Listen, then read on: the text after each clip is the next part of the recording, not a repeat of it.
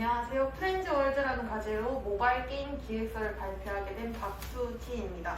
우선 발표를 시작하기 앞서 이 기획서에 사용된 이미지의 라이센스는 해당 각 게임 회사들이 가지고 있으며 단순히 예제로 사용하기 위해 이미지를 활용하였으며 문제 제기 시 삭제하겠습니다. 목차입니다. 우선 게임 시장 분석, 게임 개요, 게임 컨셉, 게임 시스템, 플레이 과정, 전체 흐름 등에 대해 발표를 진행하겠습니다. 우선 시장 분석입니다.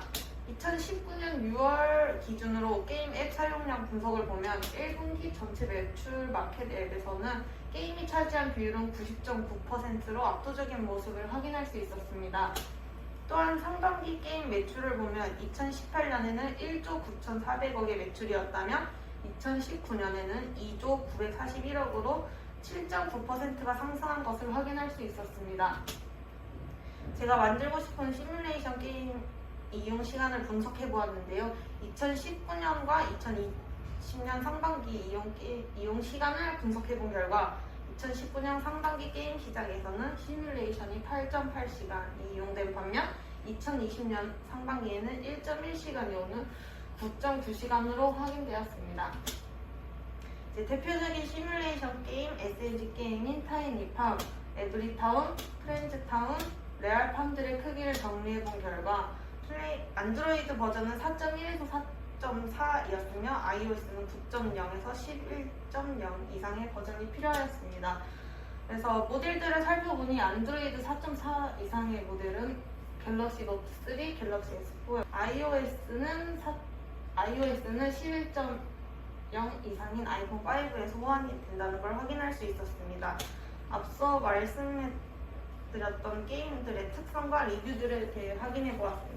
일단 리뷰들을 분석한 이유로는 제가 게임을 구상하면서 출시된 게임의 단점을 보완하려고 리뷰를 분석하였으며 모든 리뷰들은 구글 플레이 스토어에서 따왔습니다.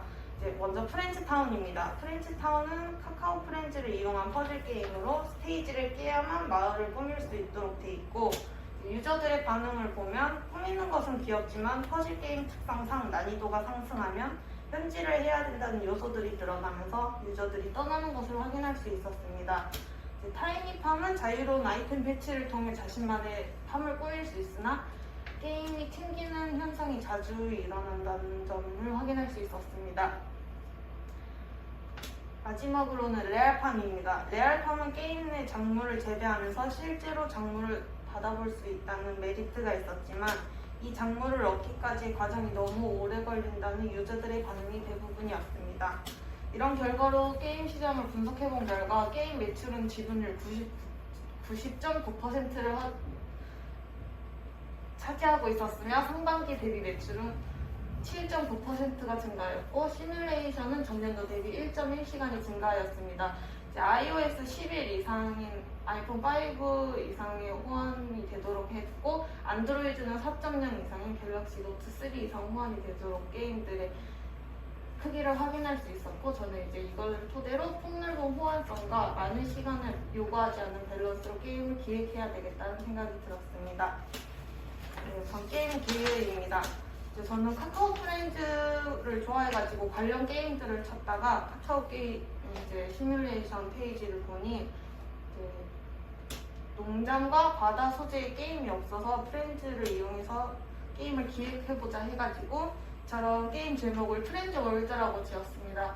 장르는 소셜 네트워크 게임인 SNG로 시뮬레이션이며 플랫폼은 모바일입니다. 가격은 부분 유료화로 최소 사양 및 해상도는 iOS 12 이상, 안드로이드 6.0 마시멜로 이상, 해상도는 1800에서 1920픽셀로 화면 비율은 9:16으로 했고요. 주요 타겟층은 한 게임 안에서의 다양한 컨셉을 원하는 유저와 소셜 네트워크 이용으로 소통형 게임을 좋아하는 유저로 잡았습니다. 게임 컨셉입니다. 테마는 먼저 농장, 바다, 하늘 중 한 개의 테마를 선택하고요. 유저 레벨 5 달성 시 다른 테마를 오픈할 수 있습니다. 농장 같은 경우는 재배 꾸미기가 있고요. 바다는 키우기 꾸미기, 하늘은 미니게임으로 구성을 했습니다. 농장 같은 경우는 재배를 하면서 경험치, 재화를 획득할 수 있고 맵을 꾸밀 수 있으며 바다는 생물을 키워 교배를 시킬 수 있고 농장과 같이 맵을 꾸밀 수 있습니다. 이제 하늘은 틀린 그림 찾기와 카드 뒤집기 등을 통해 미니게임을 통해서 재화나 경험치가 획득할 수 있도록 기획해봤고요. 이제 캐릭터들은 카카오 프렌즈를 이용해서 농장, 바다, 하늘로 분류해보았습니다. 특성별로 이런 식으로 재화, 경험치, 재배 속도, 교배 속도를 증가해주는 추가 효과들을 지니고 있습니다. 이제 유저는 테마에 맞는 캐릭터를 선택해서 특화 캐릭터 선택 시 추가 효과가 발생하도록 하였고요. 게임 시스템입니다. 재화입니다. 재화는 기본적인 게임 아이템을 살 수 있는 게임 내 머니이며 캐시는 실제로 돈을 결제하여 게임에서 사용할 수 있는 게임 내 머니입니다. 이제 상점을 살짝 보시면 재화는 이런 식으로 밑에 사용되어 있는 것을 볼 수 있었고요. 이제 하늘에서 플레이할 수 있는 미니 게임들은 이제 캐릭터를 이용해서 경험치나 재화를 획득하고요. 이제 나중에 추후 게임들을 추가하여 다른 테마와 비슷한 밸런스로 레벨이 오르도록 하였습니다. 이제 농장에서는 작물을 재배하여 경험치나 재화를 획득하는데 얻는 경험치와 재화는 작물에 따라 경험치가 상이합니다. 수학은 슬라이스를 이용하여 불필요한 터치를 최소화하도록 기획해보았습니다. 농장과 바다는 꾸미기 시스템이 들어가므로 재배치 버튼을 통해 꾸밀 수 있습니다. 그럼 재배 배치를 누르면 눈금이 뜨고 아이템이나 농작물에 따라 크기가 상이하게 됩니다.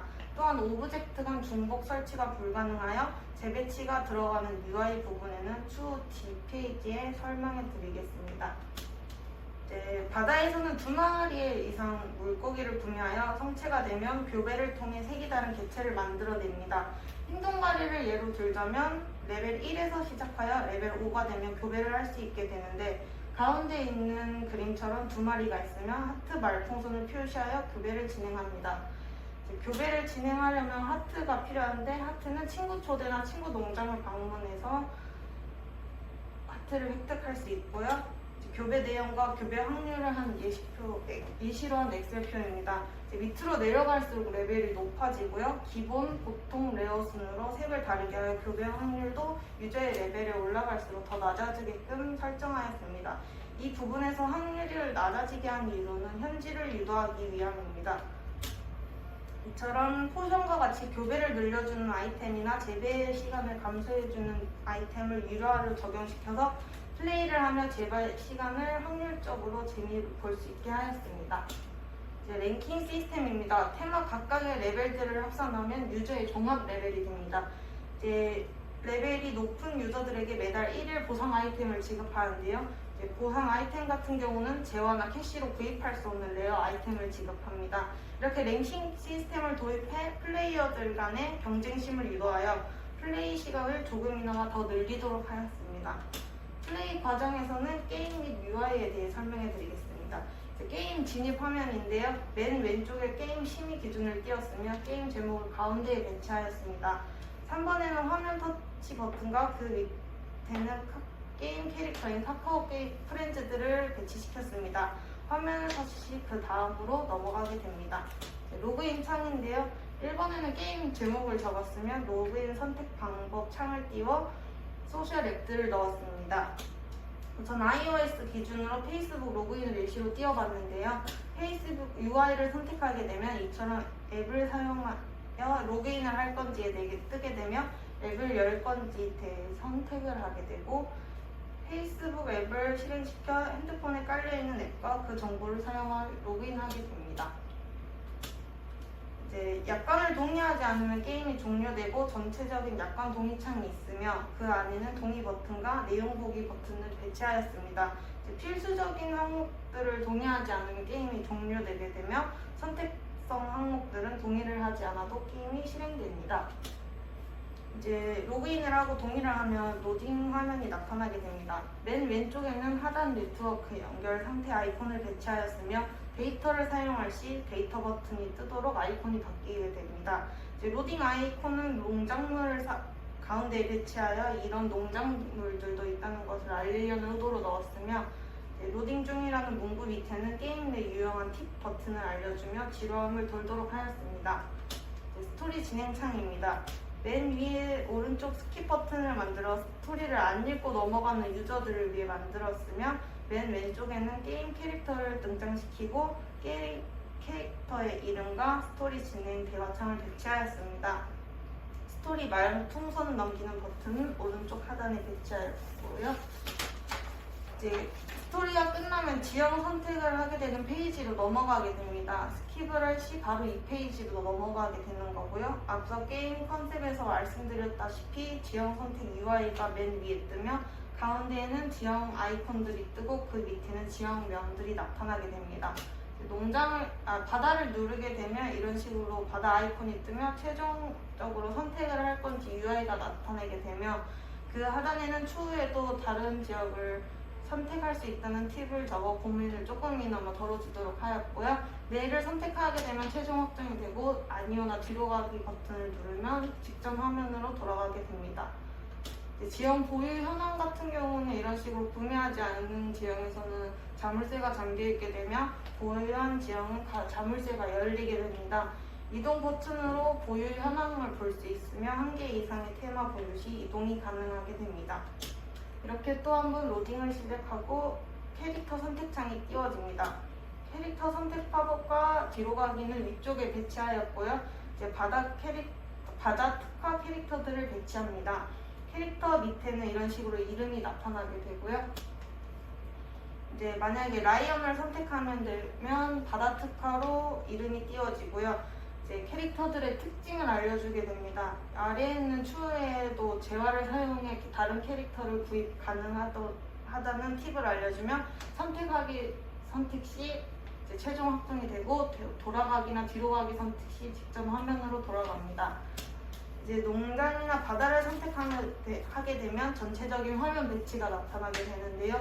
저는 얘를 바다로 들었으며 왼쪽 상단에 배치한 설정 버튼을 누르기 전에는 투명 톱니바퀴가 뜨며 메뉴 UI를 확인할 시엔 검정색으로 바뀌며 숨겨진 UI들이 나타나게 됩니다. 요즘에 핸드폰이 화면이 점점 커지고 노치가 사라지는 것을 토대로 유저들이 화면에 몰입할 수 있도록 하였습니다. 전체적인 흐름도입니다. 우선 로그인에 대한 흐름도입니다.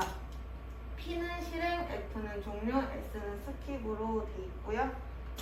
이제 게임 진행은 이런 식으로 되면 상점도 이런 식으로 됩니다. 이제 메뉴 UI 같은 경우는 그냥 전체적인 걸로 구조들을 그려봤고요.